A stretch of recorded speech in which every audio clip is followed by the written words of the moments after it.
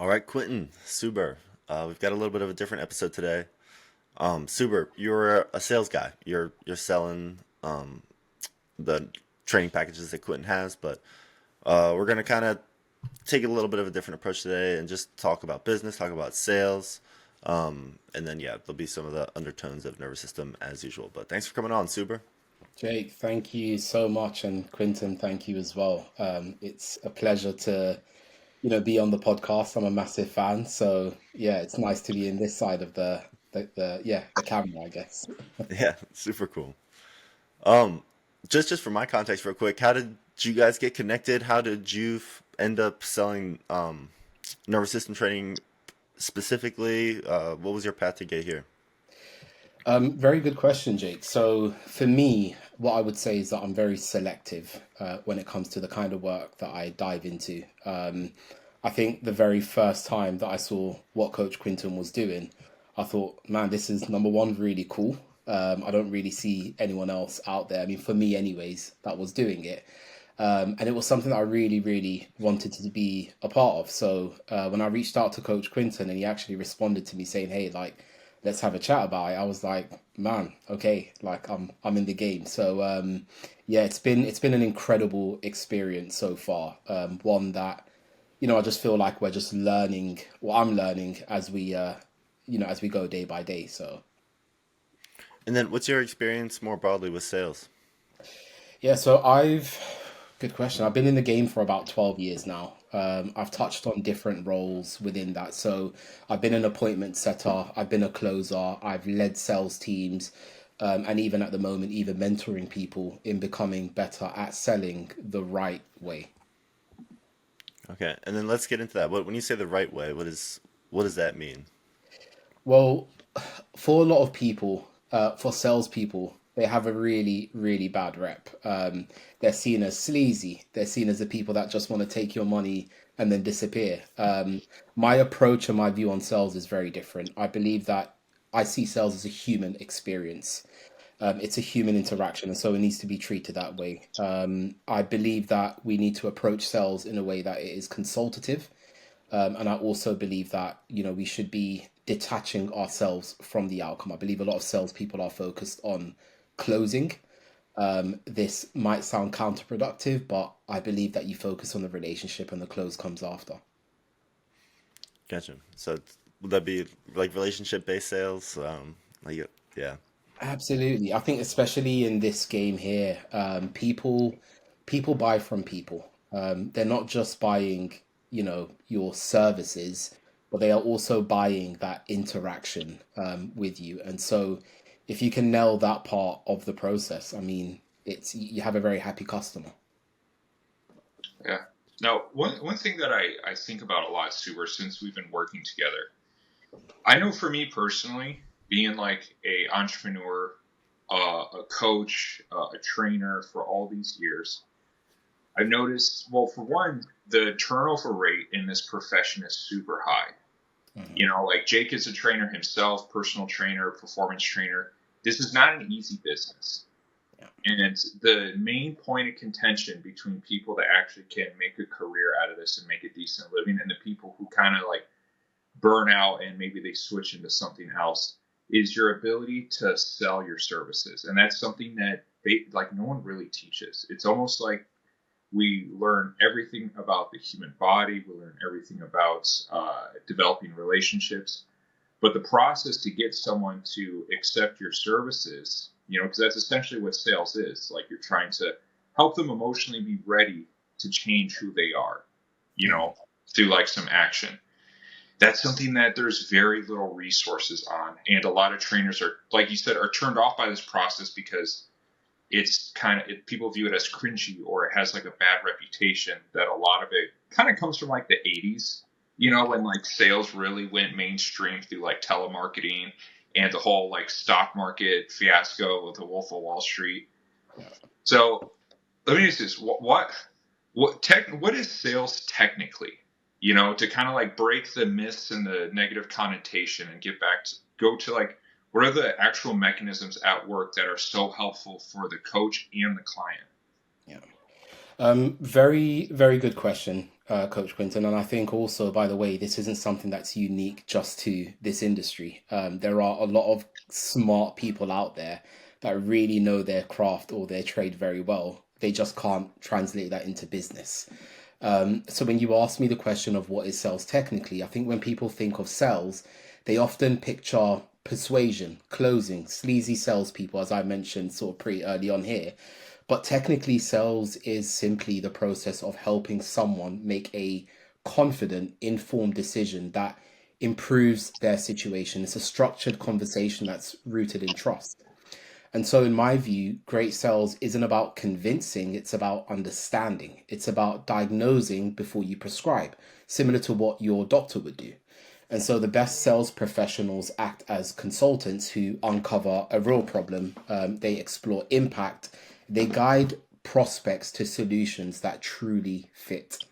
So for me, the focus, in my eyes, is on qualification. It's on mutual discovery. It's on building relationships where both sides are equal. So technically, sales is an exchange of value, but practically, it's a human to human experience that is, it's built on honesty, curiosity, and partnership. Yeah, yeah, that's one thing. That was a big paradigm shifter for me.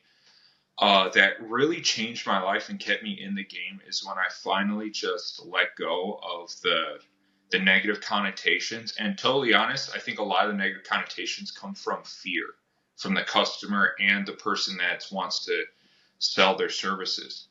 Once I pushed past that and I treated it as, like you said, a discovery process and figure out how can I help them to, and also let them know the justification of the cost of my services. You know, once I broke past that barrier, everything in my life changed. It only changed my life, but it also changed.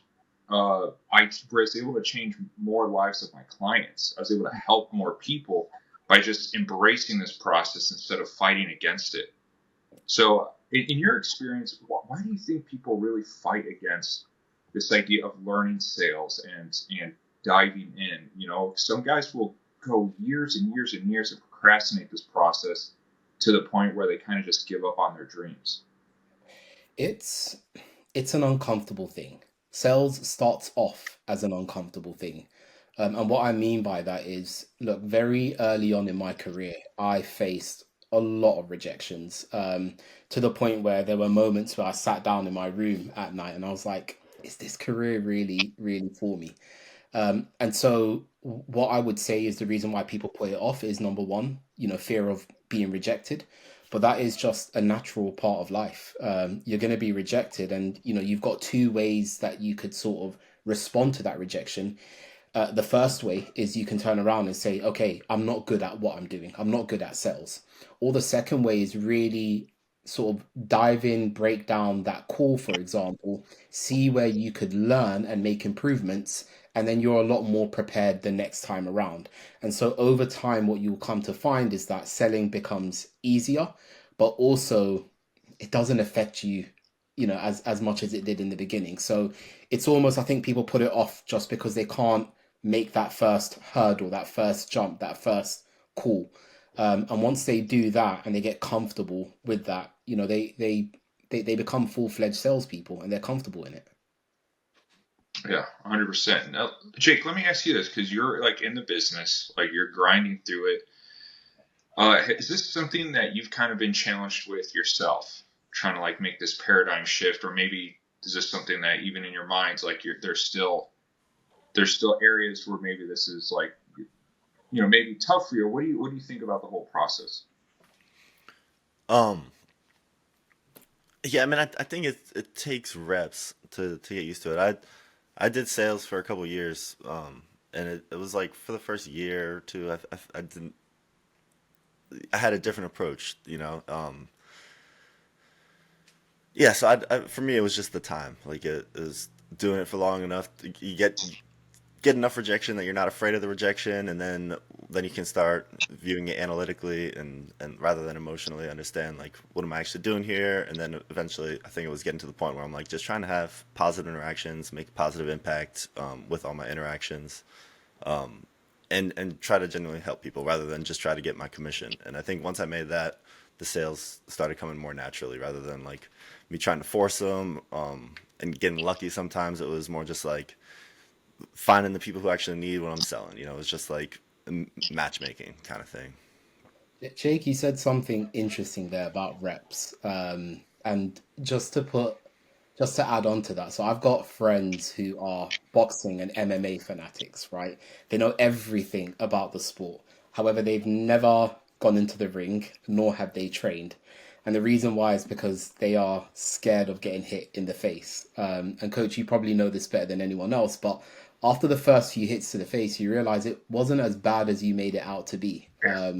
And so the same applies with sales. The very first step of overcoming that is actually doing sales calls. And as I mentioned, the first few may be rough. Maybe the first 50 may be rough. But over time, what you have is this, you develop this sort of armor where you are no longer emotionally affected when things don't go your way. Yeah. Yeah, that's actually something that I've kind of like learned over time, especially when I start doing things online. Like sales start kind of turned into like a huge part of like my life. Because I'm not working with people in person, so I have to fill that time with seeing if I can help more people and get them into the program. And some of the times, there'd be maybe some sales calls that don't go great. You didn't get the close. You kind of realize in the back of your mind, like, well, I probably should have approached this better, and it does kind of sting. But luckily, you rarely remember that like a couple hours later, especially when you got like another call, and then you wake up the next day. Sometimes I can't even remember like who I talked to yesterday. So when I can kind of count on my lack of short-term memory to kind of like help, give me like a safe place, to kind of just like move on to the next one, just move on to the next one, learn as much as you can, and don't kind of like linger on it, and so that was pretty useful. Yeah. But I mean, you said something really important there, which is, you jump on a call, you know, feel like you've done the best that you could, and the person just doesn't go for it, right? And this is something with a lot of people that are new to sales as well, sort of have this thing about them where they feel like they have the best thing in the world, but you can have the best solution in the world. If the other person on the other side doesn't want to do it, they won't do it. And that's okay. So some things will go your way. There's only so much that you can control in that sense. And that's why I say to, a lot of the people that I mentor, you can do the best job in the world, but ultimately the end decision is in that person's hands. So try to detach yourself from that outcome. yeah, another thing that really was an eye opener when I was kind of like embracing sales a lot more is when I actually started opening the door to be sold on things, like learning. I think one of my very first mentors was a guy named Ben Neighbors, and he had a program on how to make your sports coaching business successful. And I remember did a sales call with him. Like I would always avoid things. I would just get the free stuff. Like I'd never jump into what's called like a funnel, Mhm. right? When I finally did it, I'll never forget. I had a phone call with him, and I was explaining my situation, my financial situation, what I need help with. And I just told him like I just don't know if I can like sell to people. Like I've been struggling with this for years and years and years. Like I'm just scared to do it. And he told me, he's like, look, I was scared to even get on this call with you. Like Mhm. I was nervous myself, but you just have to do it because if I don't get on the call, I can't help you. So that was like the big like oh, this is about if you can even help the person more than if you can get some money. Yeah. And once I shifted things around like that, the sales anxiety, all that like reduced by like 50%. It went down because I just Mhm. reframed it different. Like, okay, can I even help this person? Because if I can't help this person, then like, what's the point of them even paying for my services? So that was a big shifter for me. Yeah. I mean, that is once again something that I hammer home to people that I mentor, which is, it's not about your solution. It's not about your services and etc. It's not about selling and making money from this person. It's about genuinely understanding whether you can or can't help them. I mean, coach, we've seen it time and time again. You know, people approach us and they say, "Hey, like, I'm certain that you're the people that can help me. This is the challenge that I have." And when we dive a little deeper into it, we realize that there are some bigger issues that they need to deal with first. But what we could have done in that moment was just sell them on a program, right? But that doesn't give you, number one, it's not good for the brand. Number two, it's not, you don't have a lifelong customer. You don't have someone who's gonna gladly recommend you to friends and family, which is so important, by the way, having referrals. But touching on what you mentioned earlier is one thing that I believe, and I could probably say this wholeheartedly, is that we've all done sales without realizing it. How many times have you bought something? I don't know, you bought an air fryer, for example, and a family member comes over and they're like, "Oh, you've got a new air fryer," and you start listing off all the things that it does, the value of it. It saves me, 30 minutes, and, I no longer have to stand over the stove, and you're selling in that moment, but it's a low pressure environment. And things shouldn't change just because now you're officially jumping on a call to discuss your services. Yeah, that's actually a good point. That's it's kind of like the whole like word to mouth process. We sell people on movies that we like, video games that we're playing, you know, whatever it is, and yeah, low pressure situation is a good way to kind of frame it. Why it's so easy. Yeah. Super, what got you into sales in the first place? Are you just that kind of guy? Is that like your personality? Did your friends always tell you you gotta go into sales, get a sales job? Or was it more of an unnatural thing? Was it something that you picked and you had to chip away at and change your approach from the beginning? Jake, what I would say to that is I don't think there's any 10-year old in the world that wakes up in the morning one day and says, "I'm going to be a salesperson when I grow up." So I can probably speak for about 90% of salespeople when I say you don't decide you want to do sales. It's just something that always somehow ends up on your lap and you run with it, which was the case for me. The very first role that I had was appointment setting, and there were sort of a few elements that made me believe that this is the thing that I wanted to continue doing. The first one, being totally transparent, I was fresh out of university, I was a fresh graduate, and it was around the earning potential. So when my first commission check came in, I was like, man, I can make some serious money here. But the second, of course, more concrete reason above all of that was the human interaction element of it.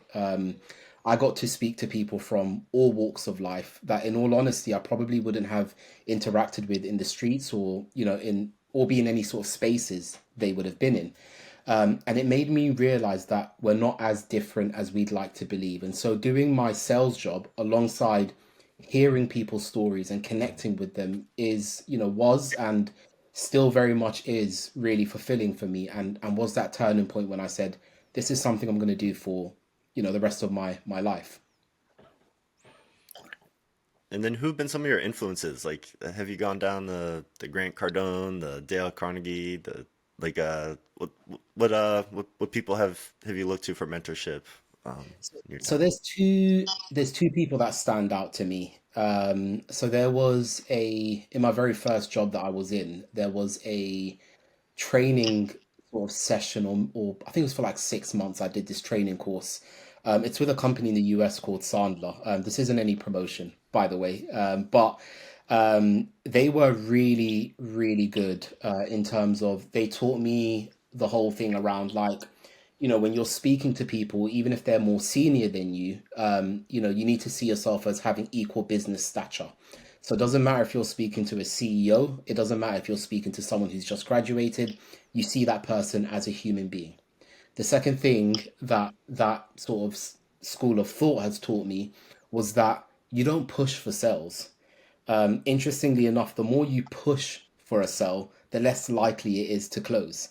And so you sort of have to think of this sort of relationship as sometimes you need to pull back when it makes sense, and maybe the prospects will start coming towards you.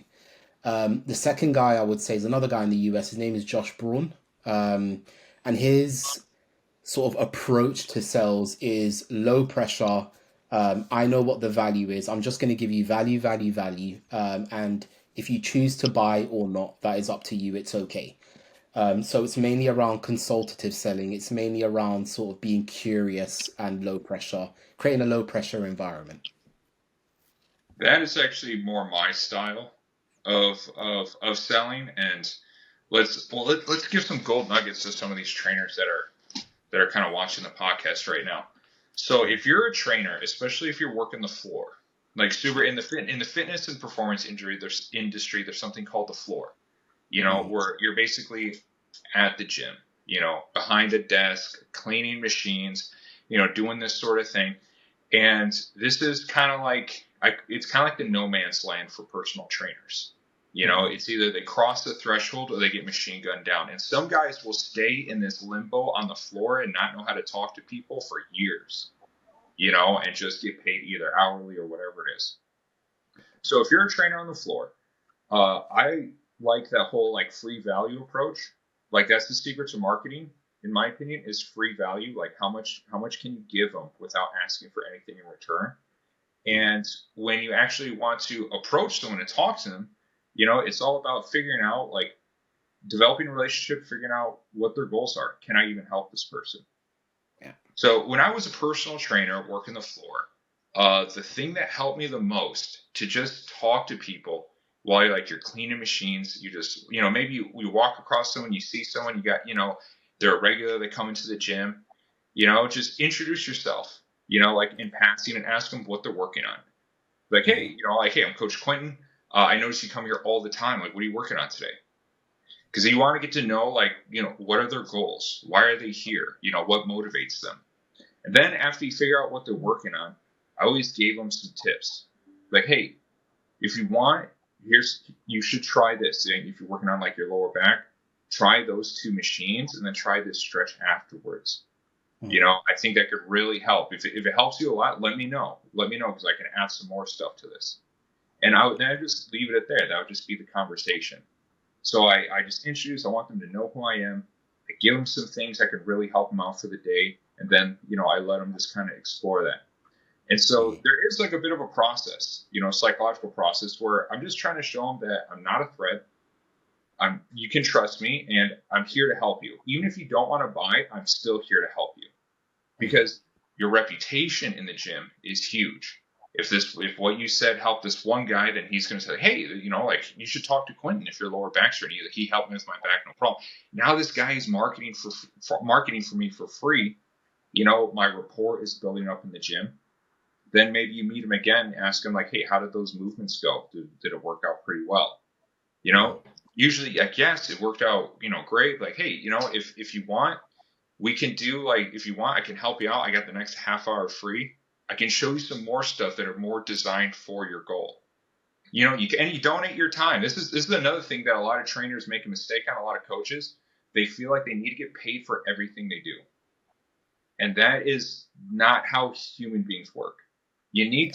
You need to give yourself. You need to be willing to surrender your time for free to see, and try to help some people, especially if you don't have like a huge clientele, right off the bat.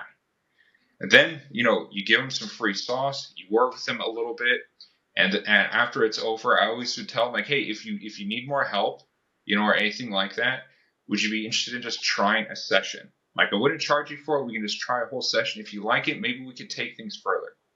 So I just throw as much value as I can at them. It's going to cost me maybe like, a few hours of my time, but that person could turn into a client that lasts for the next 2 years. Yeah. And then because to me, I don't like to ask people, like, hey, do you want me to do you need help with this? These are my training packages. I'm going to prove to them like, hey, I can help you. I can offer my services. This is what I know. And then I kind of leave it up to them like, hey, if you want to take things further, like, would you be interested? If they're not interested, no problem. They walk away. But now I got a supporter in the gym. And you do that to like 10 people a week. Dude, Mm, everyone's going to know who you are and what you can do. You will start getting clients organically. yeah. I mean, look, I totally agree, especially for those, say, PT or coaches, that are on the floor. The value, and this is my philosophy. I think the most important thing to any sales process is rapport building. You can have the best solution in the world. If you don't know how to rapport build, then there is like a really decreased chance of you getting new business. So what do I mean by rapport building? So I've seen and experienced with coaches, PTs, business owners, where I've sort of listened to their sales calls, and for example, at the start of a call, or this could even be in person, they'd go straight in. So Michael, this is what I do. This is how I could help you. And it's like, whoa, like you've not even taken me out for dinner yet. There's no sort of rapport building. There's no like, easing into it, right? And so what needs to be understood is the person that is standing opposite you, the person that is behind the phone or on the other side of the camera is a human being. And what do human beings love? They love being seen, they love being heard, they love being understood.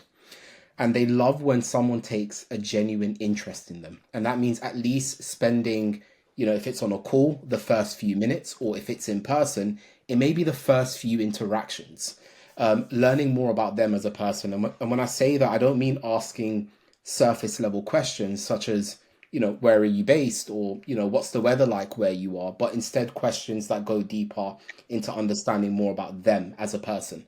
And that could look something like, start surface level, what do you do for work? And then you go deeper.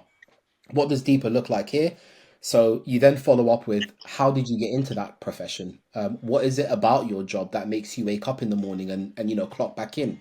Do you do this job because it pays the bills, or are you genuinely passionate? If the answer is the first, then, you know, Coach Quinton, just a question then. If you were to do any other job in the world that would be classed as passion, what would that job look like? And now you're going deeper and deeper, just sort of understanding them as a person. And the thing is, when you execute rapport building really well, the rest of the call or the rest of, that in-person interaction becomes a breeze, because when somebody's walls are finally down, when they trust you, when they feel safe, it gives you that unspoken permission to ask the hard-hitting questions, which is, okay, so what is it you exactly need help with? And you'd be surprised when somebody trusts you, how much they give off. You have a much better result and a more transparent view on exactly what they need help with. Those in-person interactions, those calls that you have, then feel a lot less tense, and they start to feel more like a regular day-to-day interaction with a friend or a family member, which is where we want to get to. Mm-hmm. Yeah, man, it is true. When you can lower people's sales resistance, or like their guarding, essentially just them wanting to kind of protect their vulnerability, which is all human beings are going to naturally do.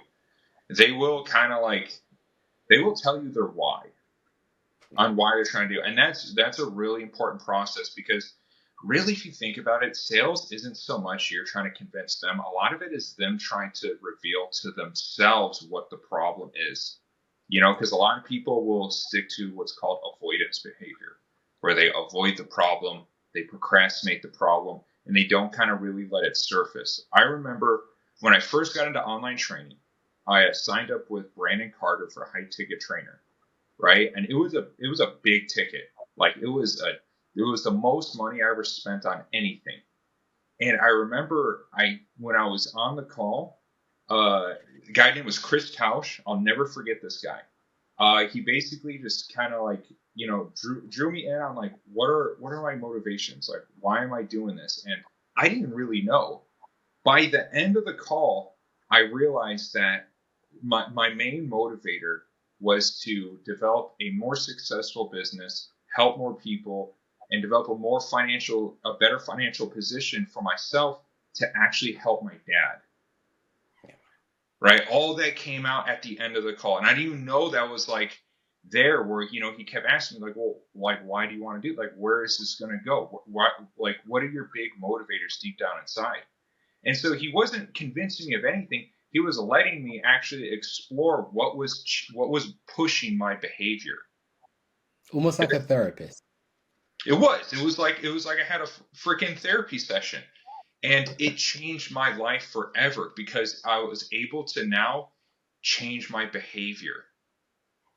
And that's when I realized what a sale is. A sale is just a process for the person to see, hey, are you ready to change your behavior? I'll teach you how to do it in whatever it is. Now, this could come as a product that could enhance your life. It can be a program that, like a weight loss thing. That's a big behavioral change program, right? But you have to get people in that spot so they can kind of like let themselves know. And sometimes you can do it and they're still just not ready to go. They're just not quite ready yet. And, sometimes they come around, sometimes they don't want to close, and that's totally fine. It just is what it is. But after that, after that, I was like, wow, man, like a good sale, like being sold on something like really good can change your freaking life forever. And after that, I realized how important sales is in not just like business, but in everything. In everything that we do, it's literally what runs our economy is sales. I mean, Coach, I had a very interesting interaction, about a week or two ago. For me, I feel like the best sales calls are ones that feel like a conversation, as opposed to feeling, like a sales call. And what I mean by that is, I remember speaking to a telecommunications engineer based in Belgium. And at the end of the call, a question that he asked me was like, I really like what you guys do. Do you have any vacancies in your team? And I said, hey, potentially, but what is your experience with sales? And his response was, why sales? And I was like, well, technically, what I'm doing here is categorized as sales. And he said, didn't even know this was a sales call. And I said, well, that means I've done a really good job if you didn't know that this was a sales call, because it felt like more as you mentioned, like therapy, sort of that two people coming together for the purpose of, discovering what the true problem is. Because often what people want and what they need are two different things. And it's Mm-hmm. your job to identify what it is that they need. Because a lot of people may come to you and they say, hey, coach, I definitely need, your services. And once you go through that process of discovery, you realize, well, this is just what you want, but actually this isn't going to work for you. It's not what you need. And so I would recommend X, Y, Z. So it's really important, as what you've mentioned there, which is the process of guiding someone through letting them open up and discover. Because some of the worst salespeople I come across have told people what they need, and that's not a salesperson's job. The job is for you to create this space, this environment where you ask questions that sort of opens up a part of their brain that they didn't know existed, to uncover what that truth is. Yeah, 100%.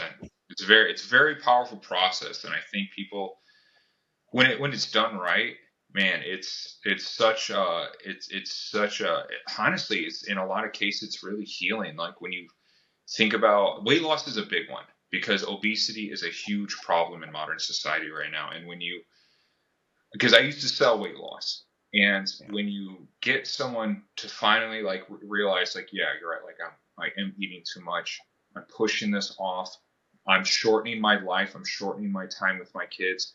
When you really kind of get down to the raw reality of what the problem is, and then they decide, you know what, I'm going to change, I'm going to be held accountable, I'm going to pay for your services, I'm going to put skin in the game so I change who I am. And then they lose all the weight, their health stabilizes, they're adding years to their life. Like you just basically launch them on a completely different trajectory on how their quality of life is just from one sales call. That's like a super powerful thing that I don't think a lot of people really think about or kind of want to like appreciate, which is to me, that is like the true beauty of sales. Yeah. I mean, touching on specifically weight loss, I consulted for a business, and they paid me really well to consult for them. They wanted me to listen to their sales calls, look at their processes, and when I listened to a couple of sales calls, what I realized was they leveraged people's pain in order to manipulate them into getting them to close. And what I mean by that is, of course, a part of the process in the sales process is uncovering pain points. However, the whole point of uncovering pain points is to get to the truth. And so I heard probably a good 25 minutes of questions being asked, such as, if you don't lose weight, what you've mentioned is that, you fear that you're not going to live long. If you don't live long, what effect does that have on the rest of your family? And the person gave their answer. And then the follow-up question from the salesperson was, so if you weren't here, tell me the emotions that your daughter would feel. And I was like, this is very sick. And when I spoke to the person that was leading the sales team and I said, look, we really need to change the approach here, their response was, this is what works and we're going to stick to it. And that to me is a business that is driven by revenue. But what you've mentioned, coach, about why you do what you do is what we call mission driven businesses. Two different things. And when you're driven by your mission, that also reflects in your sales calls. It reflects on how you interact. So what I would say to people is, if they are going down the route of, starting a business where they have to do sales calls, before you do the sales calls, really identify why you're in it. If it's just purely to make money and that is the sole factor and that is your passion, it's going to show in your calls. But if you are mission driven, it's really going to show, and people will have nothing but good things to say about you, because all you genuinely care about is making an impact in people's lives. So that is incredibly, incredibly important. I thought I'd just sort of mention that there. Yeah, 100%. Yeah. I've always thought there's a lot of overlap with sales and dating, and the analogy for what you guys are talking about here is like trying to impress someone just to get laid for the night versus trying to find a partner. And I think good sales is more the latter, where you're trying to make a genuine connection. You're trying to find someone that first of all, you got to believe in whatever you're selling. The same way if you're dating, you got to believe in yourself, and then you got to believe that you've got something valuable to offer, and then just find the people who need it, rather than just saying what you need to say to progress things to the next stage of the evening. Because that's just, you wake up in the morning, that all crumbles. There's no long term clients, no long term partners in that strategy. Jake, really, one thing I love that you said there was lifelong partner, or partners in the case of business, right? And ideally, you want lifelong partners. Now, with Coach, I know your approach. One of the things that really stood out to me when you said to someone, um, funnily enough, we don't want returning customers.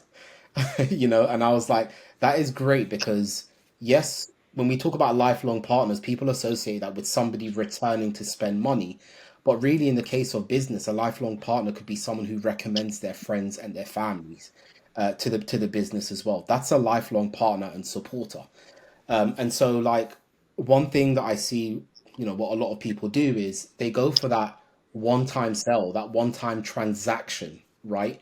Rather than going for like that long-term relationship.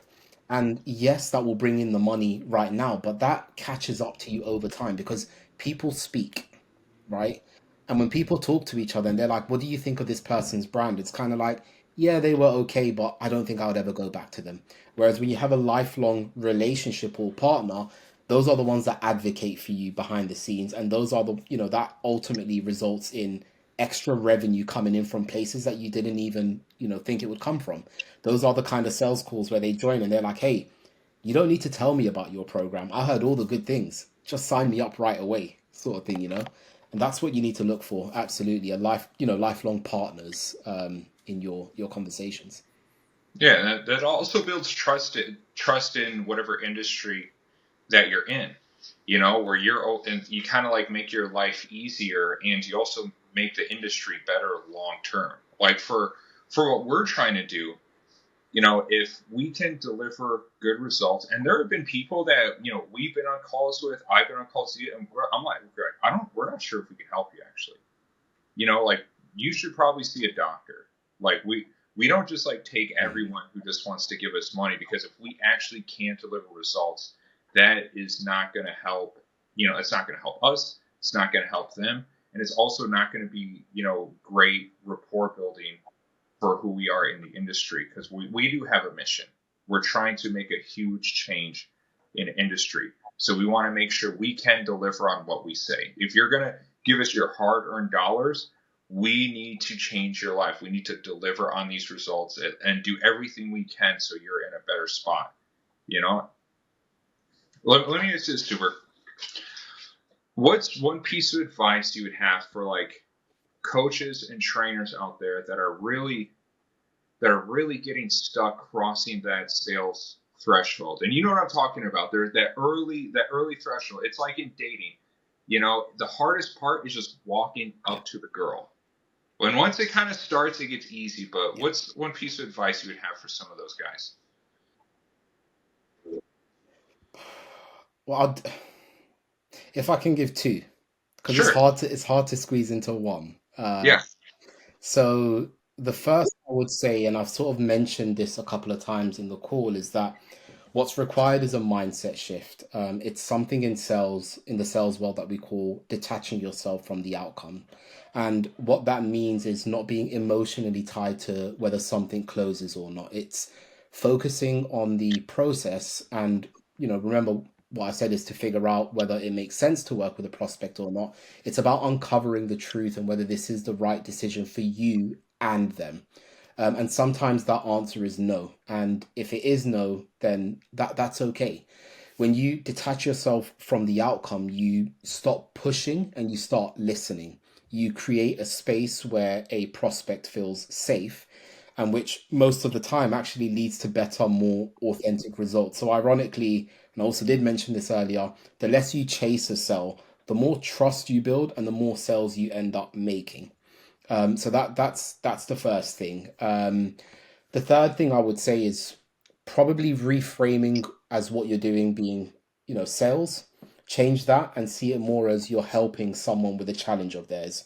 Because when you approach a call with the mindset of adding value, and you end up doing that, you'd be surprised at how natural the sale just follows after that. And so that's why I would say, it's when you focus on value, value, value, you get the result. When you focus on money, money, money, it very much will feel like a transaction. You very much will feel tense in that call. And that will add to sort of that sales anxiety. So it's just sort of similar to what we've mentioned on the call. It's just seeing calls as if you're speaking to a friend or a family member and just telling them about, the value of what it is that you do. And maybe that requires some practice doing it with friends and family members. Hmm. Yeah, that's a good frame. Do you think that's well? Let's kind of get into like the dark side of sales, and let's address like some realities that come like with the sales profession or with sales culture, where you kind of have like on one side you have people like yourself, who or Ben neighbors who realize that there's like a giving process. How can I help this person? How can I give them my services? What can I do? Where it's not charity, but it's a reframe. But then there's the other side of sales, like how can I get this money, right? And Yeah. how am I supposed to frame this? Let me ask you this way. Do you think when you're so money driven, that's when you kind of go down like the darker road of the sales culture, where you're kind of like on the hustle and bustle, you kind of get into like manipulation tactics, you kind of get into like like the hard life, the drugs is really big in the sales industry. Do you think that's the kind of like the two roads that you can go down? Absolutely. So I'll touch on your first point about giving things away for free, because a lot of people are like, I've put my hard-earned time into what I know and into, creating really lovely looking like PDF documents and collateral. Why am I giving this away for free? Well, there was a study that was done with a research organization called Kantar that said 70% of people that end up purchasing something have actually been in the background doing their research for a month or two. And that means they've been looking at the potential collateral that you're going to give out, the documents, the value, and in a way that then builds trust and credibility. You know what you're talking about. Now, if you're not giving anything away for free and everything has to be paid and it has to be, a cost associated, you know, how do these people then understand your value? You know, and for those sales business owners, for those coaches and those PTs, well, they might turn around and they might say to you, well, for the people that are serious about buying, they will just come to me directly and they will show me the dollar, right? But that's not the way the world works. The world is changing. People do their research first. And it's either going to be yourself who gives nothing or another coach who is given a heap of value. They're going to go with that second coach. Now, when we talk about the dark side of sales, it's something that I mentioned earlier. Before you start your business, before you start giving your services out, really decide what it is that you want to do. Are you a mission driven business or a revenue driven business? If you're a revenue driven business, I don't judge anyone, but just know that there's probably going to be dark moments and some really shady things that you're going to do basically to get there. If you can sleep at night and you can do that, up to you, not judging. But if you're mission driven, here's the interesting thing. You're going to have some months which are record breaking months. You're going to have some months where you really tank and hardly anything comes in. But because for you, your currency is the mission, which is helping people, those months aren't going to be hard, if that makes sense, because you're still living out your mission. So, what I would say is decide what sort of business you want to be, what sort of person you want to be. And if you're going down the route of being mission driven, this journey looks a lot easier. If you're going down the route of being revenue driven, there will be dark times ahead and you're going to do some shady things. And if you can live with that, then that's on you, of course. Interesting. Okay. I had an experience with this. I was selling DirecTV in Costco face to face for like about a year when I was in college, and yeah, a lot of people 500, 700 no's per day for every like 2 3 yeses. So it's a good way to cut your teeth. But there was one day I remember there was a couple with their teenage kid, and they agreed. The couple agreed they wanted to buy DirecTV. I did a good job, I would say, of persuasion in this instance. Really got them hooked on the idea of wanting DirecTV. The first one of them ran the credit check. It was declined. So the husband ran his credit check. It was declined. And I was just like the company I was working for. It was like a third party retailer for AT&T. It was a revenue business like you're describing, Super. It was just bottom line. That was the only thing that matters. Just get the sale, figure out the rest later. And I was just such a part of this system that I went from parent A, credit decline, parent B, parent decline, and my first reaction was just, "Oh, kid, are you 18 yet?" And it was, "Oh, his birthday was just last week. He just turned 18." I was like, "Perfect, let's run it." Ran it, signed him up for DirecTV, and I remember driving home that day. I was like, "Shit!" Like his parents have fucked up credit. Like he's 1 week into having his own credit score, and now he's gonna have fucked up credit since his parents are supposed to be paying their bill that I know from their credit they're not gonna be good at paying. And I just felt horrible. I put in my 2 weeks. Shortly after that, I could not sell that product anymore. I didn't believe DirecTV was a good product. Yeah. It wasn't something. It was a good way to sell. I just wanted an opportunity to sell. But in that moment, I realized like if I'm gonna be selling something, I got to be selling something I believe is actually helpful. It's got to be valuable. I want people to invest in it and get something positive out of it. I grew up in a family I wasn't even allowed to watch TV. My dad always said TV turns your brain to mush. So I don't.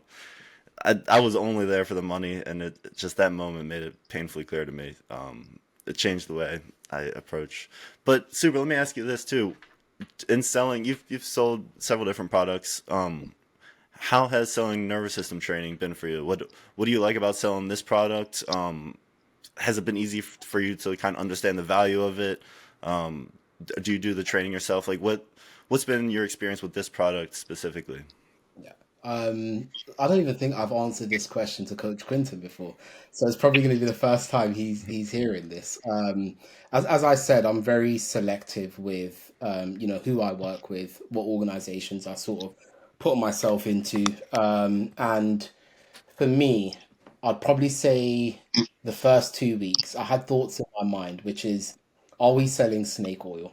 Is this as good as we say it is on um, and I did make a commitment to myself, and I said to myself, if I if I find out that this is all sort of BS, then, I'm out of the door, because it's so important for me to, number one, sell ethically and sell something that actually works, right?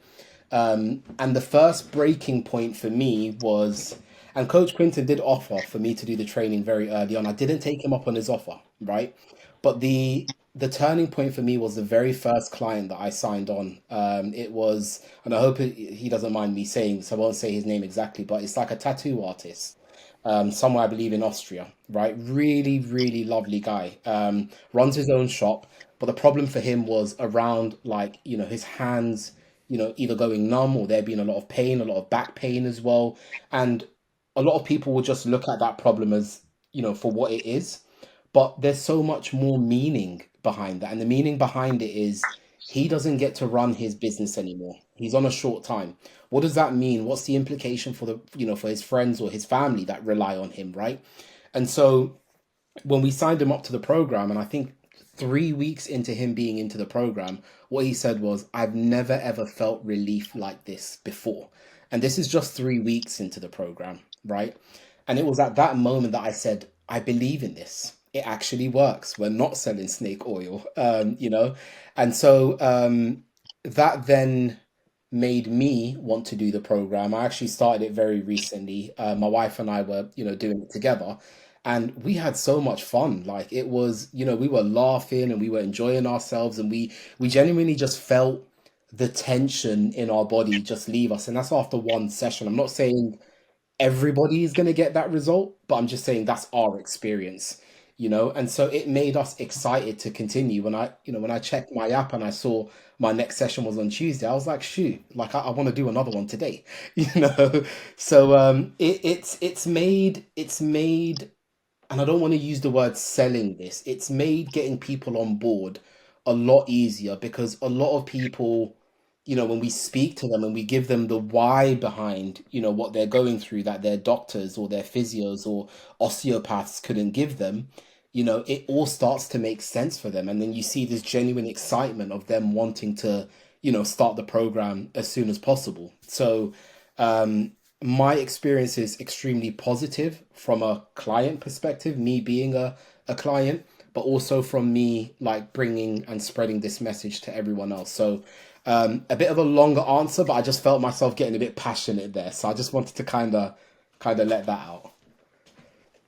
Right. Yeah, I can say I've had a similar experience too. It's I like as a trainer, I'm very feel focused. I would say my signal for truth in training is the way I feel, and the more I do the nervous system training, the better I feel, and that's been a strong correlation. So it's, yeah, easy to get behind. Quentin, I remember when we started this podcast, like one of the reasons that you were excited to do it is since you could feel I was kind of like a true believer in the system, but it's I can feel the results. I always have from the beginning. So that's this isn't exactly sales like being on a podcast, but there are undertones of sales, and it's definitely easy to just champion something that you believe in. Yeah, Exactly, exactly. And sorry, please go ahead, coach. I was gonna say, one thing I really always liked about this program, and it's not my program. I never invented any of this stuff, but the product is so good, it kind of sells itself like once you try it. Even if you don't like put a lot of money into it, I always tell people I always call it the athletic red pill. Like, once you swallow the pill, you just give it a try. It's such a paradigm shifter for people, and to them it's like it's you almost can't stop going down the rabbit hole once you feel what it feels like. So I just wanted to kind of like touch on that. Yeah. I mean, my entire front room was converted into a gym last night for the first time. And it was just a great, great experience. But what I would say is, look, this, for me, something that gives me also another bit of reassurance to this is that, one thing I tell people is that this isn't new. This isn't something that just popped up yesterday. It's been a thing that's been around for some time, that's been backed by science as well. And look, you have some people who know about it that will sort of use that knowledge for their own personal gain, in the sense of, charging an arm and a leg. But one thing that, really drew me towards, working with you, coach, is that for you, you can charge an arm and a leg for this, but for you, the main purpose is getting this in the hands of your everyday person. You don't have to be a celebrity or an athlete or someone that has millions in the bank account. You could just be your everyday regular person. I come across people, that I've got onto the program that are, students, people that are engineers, people that are actors, people that are surfers, just so many different kind of regular people, and it's amazing to get this into their hands. Yeah, 100%. I always say it's everyone deserves the right to experience this training because of the effectiveness it can have like on the body. So I'm not I've never been a believer that this should only be entitled to like the super wealthy or the super elite of professional athletes. And it kind of has been that way for a really long time. So in my eyes, it's everyone, and that's why I give so much of the training away for free. Like I give away the ball work away for free on certain like lead magnets. I post movements from the program all the time because everyone deserves the right to try it. Some people are in some really bad spots physically. They're in a ton of pain. They have some serious problems. They have a ton of anxiety about upcoming competition because their bodies are failing them. And if one of those reels or maybe our program can like fix that for them really quickly, like it's huge. It's life changing, and that's my big belief is the more we can change the lives of people's bodies. Like I kind of have a phrase: you change the body, you change the life, because the way they think, the way they move, the way they interact with everything in the rest of their life starts to alter because now they don't have this one hurdle, which is a huge hurdle, which we always neglect. Our bodies is no longer that big of a problem anymore.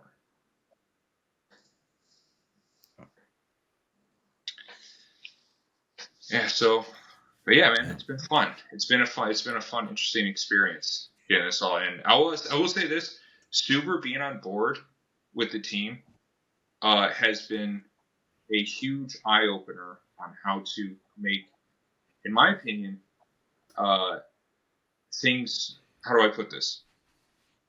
Subaru is kind of like this like voice of wisdom in the company, to be totally honest. Where when it's like sometimes I'll like when I have a question I'm not sure about something, I'll kind of ask Subaru in my head and see if I can get like an answer that he'll kind of give me, or I'll just go to him. Because he has so much experience and he's kind of been through this process and he believes in it. So it's been an integral piece. I'm glad he's on board. We've learned so much, and he's really actually helped shape the business to be so much better than what it used to be. Like 2 months ago, we were doing a lot of things that weren't very good. As far as like the infrastructure, and we weren't doing things the best we could do to help more people. And now we've kind of like refined this process, and we're just getting more people into the door. We have more programs running. We have more clients. We have more results, more testimonials. Like I get testimonials like every week now. So it's just been amazing. I'm just really excited for where things are heading and the impact we can make. Absolutely. And coach, just to say, I've worked with a lot of businesses, small and large, and it is extremely difficult when culture and what they're selling is like a complete mess. But in this case, they're just very small tweaks, but the core of what we do is already solid. It's already there, So I am incredibly excited about what the future holds for us, and I think it's not about how we communicate this to people and what the value is, because that is very clear. It's just actually speaking to people, and we're doing that, more and more every day, every week. So, yeah, this is a really exciting journey, and I just can't wait for more people to experience it. Yeah, 100%. All right. Well, Super, thanks for coming on. This was a cool episode. It's fun to do it a little differently. And everyone who's following along, thank you guys for staying tuned with us. Remember, like, comment, subscribe, and shoot us your questions. We will add them to our queue for future episodes.